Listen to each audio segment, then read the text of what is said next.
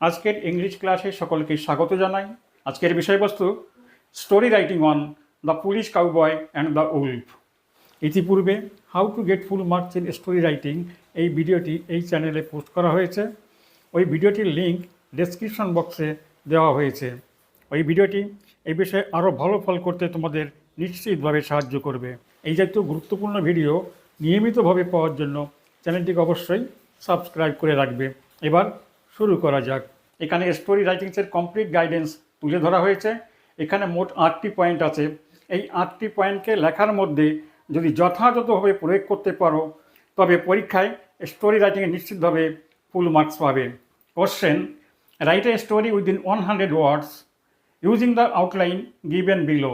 Give a title to the story and write the moral of the story.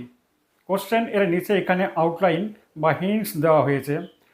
এই আউটলাইনে প্রদত্ত প্রত্যেকটি point লেখার মধ্যে সঠিক বাক্যে ব্যবহার করতে হবে, কারণ এই আউটলাইনে প্রদত্ত প্রত্যেকটি পয়েন্টের সঠিক ব্যবহারের জন্য পরীক্ষার নম্বর নির্ধারিত করা থাকে। The title of the story: the police cowboy and the Wolf. Once upon a time, there lived a cowboy in a village. He used to tend cows in a field beside a forest. One day, while tending cows, a naughty idea occurred to him. He suddenly began to cry, "Wolf, wolf, save me, save me." Hearing his cry, the farmers who were working in the nearby field came rushing to save him. But they found no wolf there. The cowboy began to laugh at the farmers. The farmers annoyed at him and went away. Thereafter, he often shouted in that way and made fun of the farmers.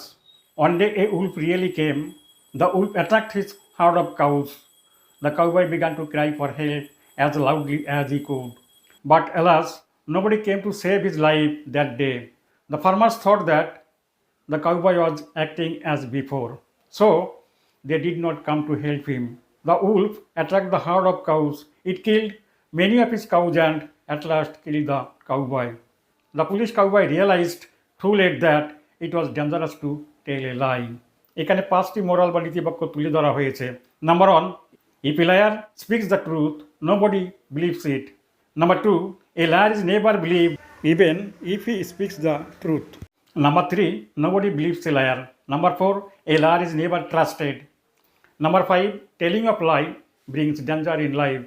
শিক্ষার্থীদের স্মরণ রাখার সুবিধার্থে এখানে 5টি moral বা নীতিবাক্য উল্লেখ করা হয়েছে। তোমরা এখান থেকে যে কোনো একটি চুজ করে পরীক্ষায় লিখতে পারো, অথবা উপযুক্ত মোরাল বা নীতিবাক্য তোমরা তৈরি করেও লিখতে পারো। শিক্ষার্থীদের বুঝবার সুবিধার্থে এই গল্পটির সম্পূর্ণ বঙ্গানুবাদ এখানে তুলে ধরা হয়েছে। তোমরা এটাকে ভালো করে একবার দেখে নিতে পারো। আজ এই পর্যন্ত। পরীক্ষায় তোমাদের সকলের কাঙ্ক্ষিত সাফল্য কামনা করে আজকের ভিডিও শেষ করছি। সবাই ভালো থেকো। জয় হিন্দ।